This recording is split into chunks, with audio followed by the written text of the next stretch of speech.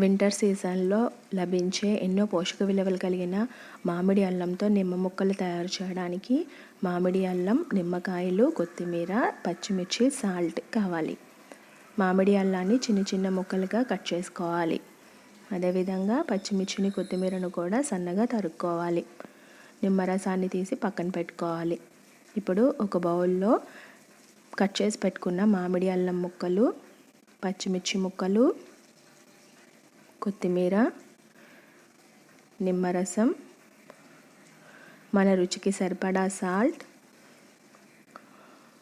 కాస్త పసుపు వేసి కలుపుకోవాలి. నిమ్మరసం ఎక్కువ వేయాలి. ఇలా వేయడం వలన ముక్కలకి నిమ్మరసం బాగా పట్టి తినడానికి పుల్లగా టేస్టీగా ఉంటాయి. ఇది చక్కగా అన్నంలో కలుపుకొని తినచ్చు, లేదా పప్పులో నంచుకోవడానికి చాలా టేస్టీగా ఉంటుంది.